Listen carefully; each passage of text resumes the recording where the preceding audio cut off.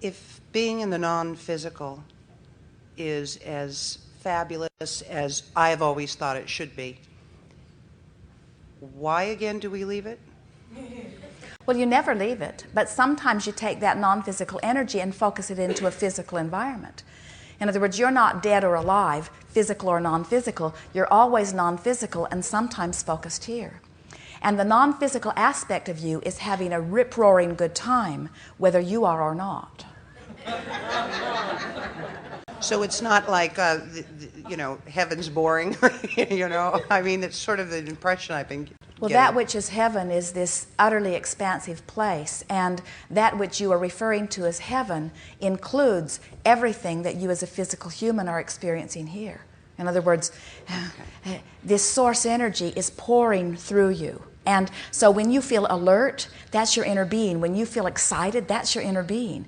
When you feel really proud, that's your inner being. When you feel love, that's your inner being. In other words, those good feelings, that positive emotion that you feel, that's you letting yourself feel what your inner being feels.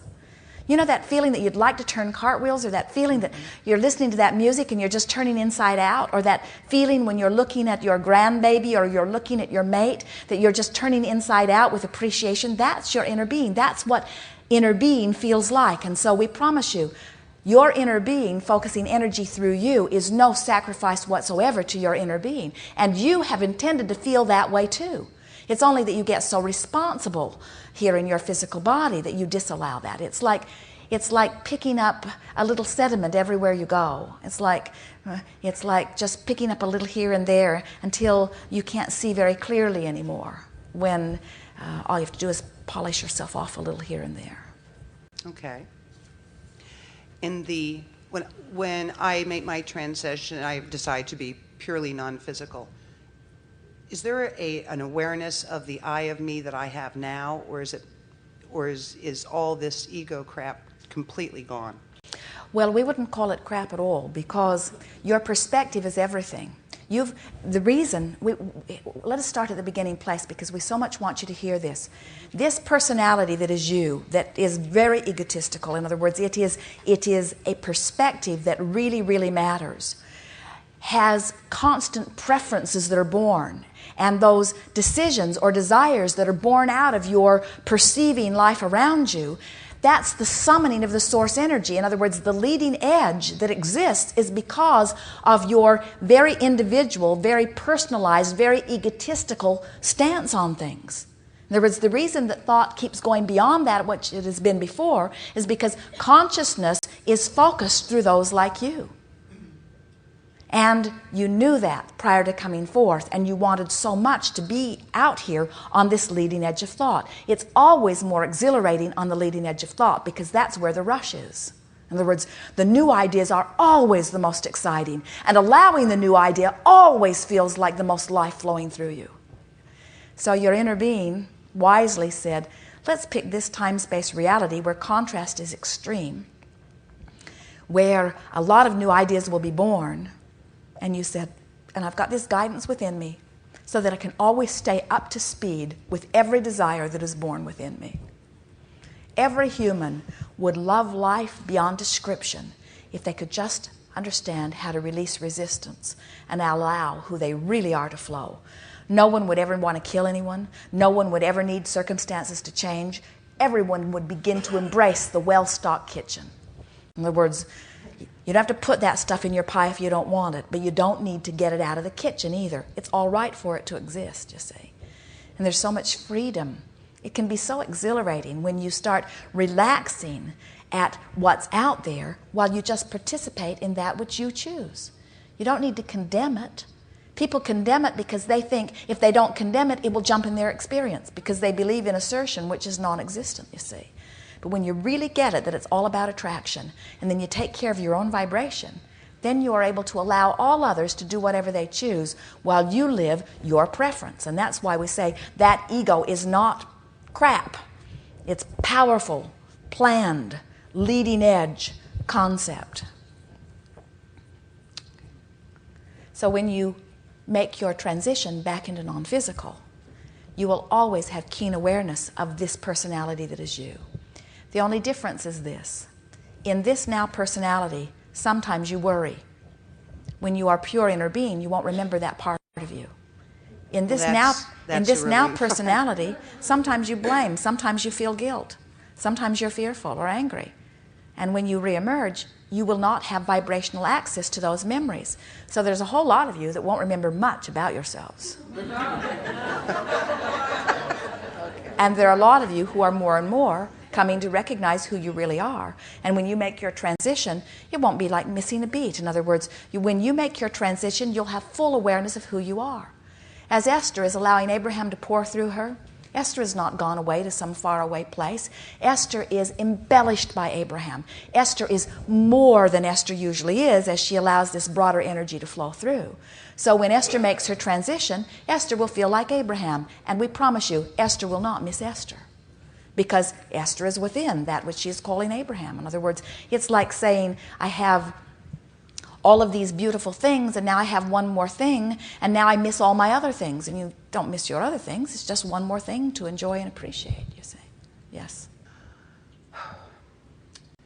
My life has looked relatively good, and it has not been filled with the amount of joy that I feel satisfied with.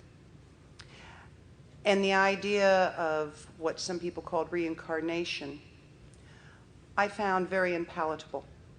I had decided that this was my last time with this existence, because if I couldn't find the level of joy with a life that looks as good as mine does, I have seen examples of lives that I have absolutely no interest in ever being challenged like that.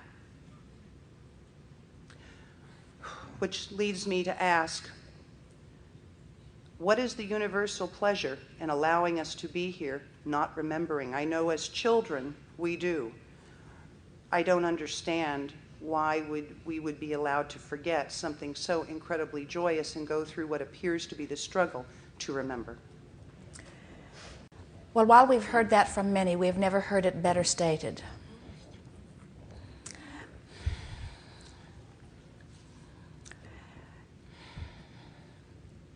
We're wanting to find the perfect words for you because we really want you to hear this very practiced and very sincere acknowledgement. You did not come forth intending to struggle. You intended to come forth finding the bright new desire. And a new platform is the only place from which you can find the bright new desire. You didn't come not remembering joy. You just didn't come remembering all of the specifics of all of those other lives. In other words, the fullness of who you are came forth in full version as you came forth in infancy. And that part of you was not muted prior to your birth into this body.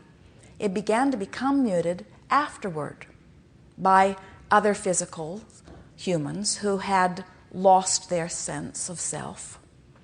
So your question might be, well, why does anyone lose their sense of self? And we say, because you have the freedom to choose thought. And sometimes more popular thought or more dominant thought dominates. And then you say, well, it seems like somebody should do something about that. In other words, it seems like it should be set up differently. I think that there should be less risk of me losing my connection. And we say, there really is no risk of losing your connection when you accept that you are born with guidance that lets you know how you're doing. The question that we would like to put back to you is, how is it that you are convinced that something that feels good isn't, and something that doesn't feel good is? In other words, that's really the bigger, more baffling question, don't you think? Well, when you put it like that, yes. Sometimes we hear our physical friends say what you just said. I've had it with physical experience. I've done pretty good. I'm not coming back. And we say, we hear your words. We will carry your message.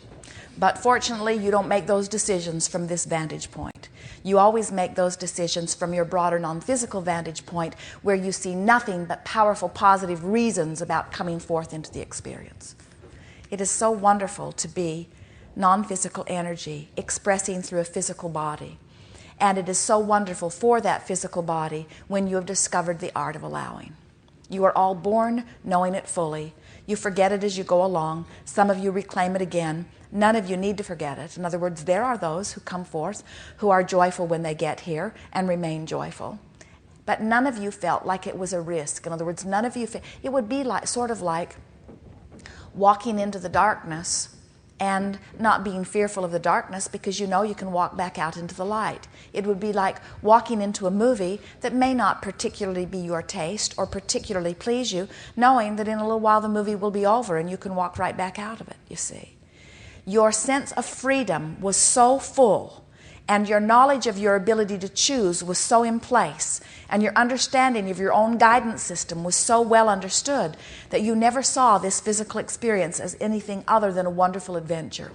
And it is our knowing that you will find it again and again and again and again and again.